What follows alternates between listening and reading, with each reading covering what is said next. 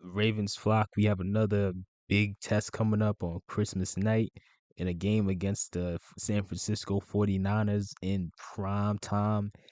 For whatever reason, the NFL decided they wanted to give all of our prime time games in like the last 4 weeks of the season, but nonetheless, I fully believe that we're ready. And this is definitely going to be an interesting game. I like the 49ers as a team. I respect them. I For whatever reason, I get along really well with 49er fans and Cowboy fans in real life and online. I don't know why, but that's just kind of how things played out. But either way, I have a lot of respect for this team. And obviously, this is one of the most stacked teams in football, but we are also extremely stacked in our own right. And 90% of our roster are all having career years, which is as far as I'm concerned, it's unprecedented territory. And right now we're just being completely disrespected right now. Like come on, it's like they got us as 6.5 point underdogs in this game. You want to talk about disrespect? Like that's crazy. Like we're 11-3, and the most points we've lost by this entire year has been 7, and they got us as 6.5 point underdogs, as if it's just a automatic, as if it's just an automatic win for them, which is pretty much laughable at that point. Like that, it makes zero sense. But at the same time, since we are being disrespected, it's our job to shock the world.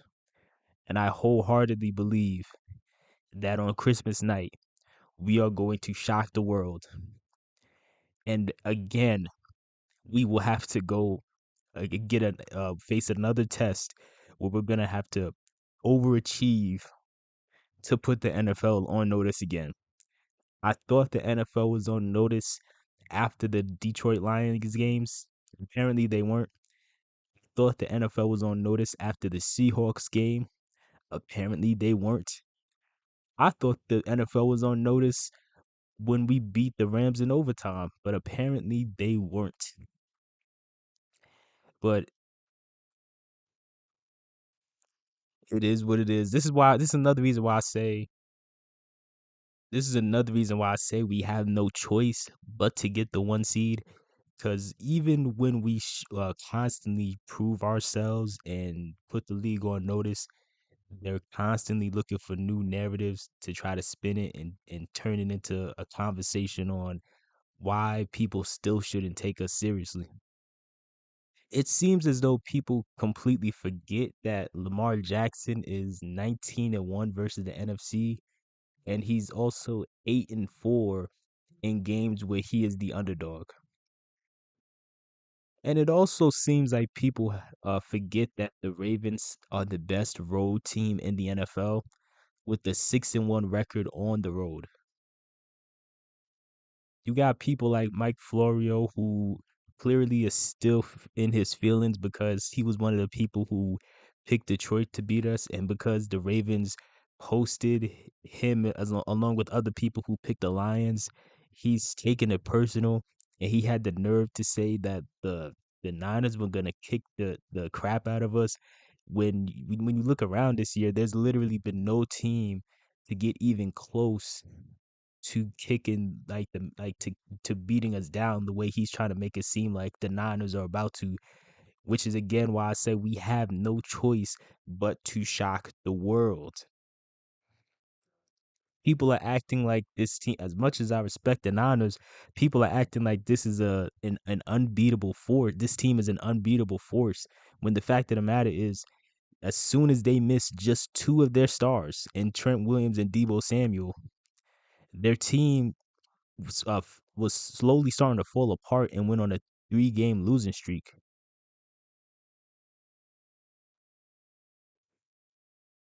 Mind you, the Ravens have not gone on a 3-game losing streak in about what, like 2 years? And the only reason we went on that losing streak 2 years ago was because Lamar wasn't playing. But yet people are acting as if this is just like gonna be some blowout or something. Like that's laughable. Even during this losing streak, they got blown out by the Cincinnati Bengals, who have been struggling all year, even when Joe Burrow was playing. So there's a lot of recency bias here when it comes to people's perception of the 49ers. Right now, when you look at the NFL, the Ravens and the Vikings are the only teams who haven't lost a game by two or more touchdowns. Now, what do they have in common? They both have lights out defenses. The only thing holding back the Vikings is the fact that their offense is struggling without Kirk Cousins and Justin Jefferson. But the point I'm trying to make is when the Niners went on their 3-game skid, not only did they have a game where they got blown out, but they also lost to good defenses. Like those 3 games, those were the 3 best defenses they played all year. And they could only put up 17 points in each of those 3 games against the Bengals, Browns, and the Vikings. And even, those 3 teams have lights out defenses. And even if you don't think the Bengals have a lights out defense, they're still going to be more physical than what the Niners are used to because the AFC North as a whole has a level of physicality that is on a whole other level from what other divisions in the NFL are used to. This is why most teams, when they play us, they struggle. You see this with when the Jaguars, they played AFC North teams 3 weeks in a row and they lost all 3 games because they just couldn't handle it. Even in the case of the San Francisco 49ers, their record against the AFC North this year is 1-2. The only team in the AFC North they were able to beat this year was the Steelers. Also, something else that Ravens fans should keep in mind, which should definitely make you optimistic, is the fact that Kyle Shanahan, in his career as a head coach, his record is 1-31 when trailing by three points or more going into the fourth quarter. Now, how could that be? Because when when I found that out, that was definitely shocking. But it makes sense that that's the case because as good as their roster is, and as many special players as they have, they're still a team that's heavily reliant on just heavily reliant on Kyle Shanahan's system. And when the system isn't working, as special as their players are, they don't have a special enough quarterback to win regardless. With all due respect, I have nothing against Brock Purdy, but that's just the reality of the situation. Like as much as people are hyping them up this year and saying that they're this amazing team, when you actually look at their season and the teams that they've beaten, they're really not that battle tested. Unlike us, who obviously we are extremely battle tested, we've shown that we can win in a variety of ways, including blowing people out. And then on top of that, when all else fails, when we need a magician to make something out of nothing, when we need somebody to go off script and just pull a rabbit out of his hat, we have Lamar Jackson, who is the great equalizer, and he's also one of the greatest playmakers that we've ever seen. Now, as far as the game plan for this game, I think the Ravens and the Niners are both going to have very similar game plans to each other. These are both 2 teams that like to play through the run, and they're heavily relying on that. So obviously, I think both of these teams are going to plan to stop the run and make it hard to make plays in the middle of the field. And it's just a matter of seeing who can just outplay who.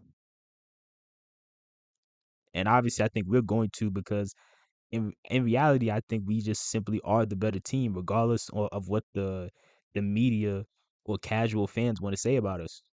But another underrated aspect to what I think is gonna play a big role in this game is going to be to really blow up as many plays as possible that either start at or behind the line of scrimmage. And what I mean by that is right now the Niners are leading the league in yards after the catch on like 0 yard passes. So basically on like on short 0 yard or negative yard passes like screen passes, the Niners on average get more yards from those plays than any other team in the NFL.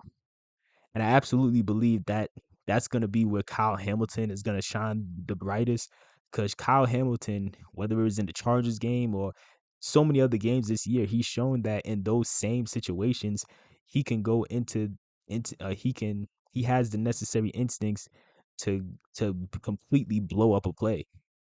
Combined with the fact that he's also faster than he's given credit for, he's super long as far as his arms, and he's also a very sure tackler.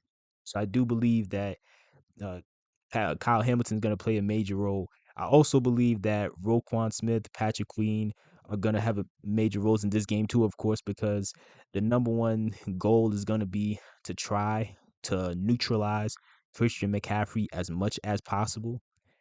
So I believe that when it comes to Christian McCaffrey trying to get to that second level, I think that Roquan Smith and Patrick Queen are going to be like heat-seeking missiles that are going to just pancake him any chance they get. I also think that for Michael Pierce, he's somebody that Ravens fans haven't talked much about the past couple weeks because he's been having a pretty quiet second half to the season. But I think that I think that in this game, he's gonna play a big role and really show up as a major help to really just stuff the run and make it difficult for them. Then I also think that, Justin Madubuike is going to continue to have a historic season. He's only one game away, one sack away from breaking the NFL record for most consecutive games with at least half a sack. So I do believe that Madubuike is going to get it done. And also, many people are saying that this game will decide who will win MVP.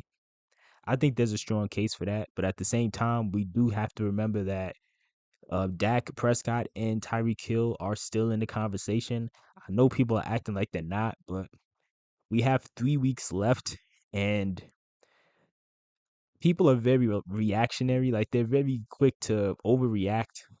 Like at the end of the day, even though the Cowboys had a bad game, Dak Prescott overall is still putting up his best numbers, so there's still a chance for that. And Tyreek Hill still, as crazy as it sounds, he still realistically has a shot at 2,000 yards.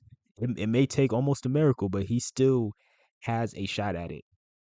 But at the same time, I will admit that is whether it's Lamar, Purdy, Christian McCaffrey, whoever, this game obviously will play a part in determining who will become the new favorite, even if it's just for a week. So Armstead and Hargrave are definitely two weak points that I think the Niners are gonna try to overcompensate for because like they're not 100%, and I do think the Ravens are gonna attack them. But the number one goal I think that the Ravens are gonna have, besides everything else I said, was just gonna be to really just confuse and rattle Brock Purdy. Now, Brock Purdy has become a very polarizing figure right now. Some people think he's the worst ever. Some people think he's the greatest ever. Like I'm in the middle. I think he's a solid QB with massive potential, but he's not anything special. I do agree that he is a big part of it is him being a product of being on the most stacked team in the NFL right now. Now, to his credit, he's still, playing well, but at the same time, he's not going to shut up the haters the way a lot of 49ers fans wish they would shut up. Even though he had a chance to, silence a lot of the critiques about him earlier in the year when Debo Samuel and Trent Williams went out. I mean, even then, they still had George Kittle, Brandon Ayuk, and Christian McCaffrey playing. But regardless, when Trent Williams and Debo Samuel went out, he had a chance to show that hey, even when things aren't perfect, he could still get it done. But he fell short. Obviously, like they lost all of those games, and he played poorly pretty much all of those games. So sometimes unfair criticisms they just stick with people. You know what I mean? Like even if at a certain point they should be thrown out the window. And I don't even think Purdy's gotten to the point where those critiques should be thrown out the window just yet. But 49er fans and people who are big fans of Purdy, they just have to accept that. Like look at Lamar Jackson. Lamar Jackson, you still have fans and media personalities still trying to tell people that he can't throw and that he can't do this with his arm and he can't do that. even though he's already done countless things to prove that he is a very good thrower. They're still sticking with that narrative. Like despite the fact that Lamar has the franchise record for most passing yards in a game, despite the fact that Lamar is the only quarterback in history to complete over 85% of his passes in a game where he threw for 400 yards, despite the fact that he led the league in passing touchdowns, despite the fact that this year he is on pace to have a career high in passing yards, completion percentage, he's seventh in NFL in passer rating, he's top 10 in QBR. Despite all of these things, most people they'll still just say he just can't throw. So if you see that happening to Lamar, I don't know why Brock Purdy fans and 49er fans are shocked that the Purdy critiques are still so prevalent. And look, man, like I said, I don't have anything personally against Purdy, but again, 49er fans have to be realistic. Like if you look, if you want to if you want people to shut up, even a Super Bowl at this current point won't shut people up. Because remember when Tom Brady won his first couple Super Bowls, they said he was a game manager too. I know a lot of times passed, so people forgot, but that is what happened. So like, and if you like, look, until Brock Purdy proves that he can win without weapons, he'll keep getting penalized for this. Now, is it his fault that he has so much weapons? No, but it just is what it is. Like, and look, man, he'll if he keeps playing the way he's playing now, he'll get a chance to prove himself in 2 years. Because in 2 years, his rookie contract will expire, and the Niners will have to decide if they want to extend him. And if they choose to extend him, guess what? He's probably going to get top quarterback money. And the way things are going right now, top quarterbacks in 2 years are probably going to be making like 60 million a year. And guess what? Once that happens, all these weapons are going to go out the window because the only reason this roster in San Francisco can exist the way it does is because of the fact that their quarterback is only making $800,000 right now. The second he turns into a top paid quarterback making 60 million a year, all of this stuff is going out the window. They're not going to be able to keep all of these people. But I mean, again, it is what it is. I still believe that this game could be a classic. I fully believe that the Ravens are going to win this game, despite how many people are doubting us. And I think we're going to shock the world tomorrow. So let me know what your thoughts are in the comment section below. Who do you think we should try to stop first? Like, should it be Debo or McCaffrey or whoever? And also, let me know what do you think the final score of the game is going to be.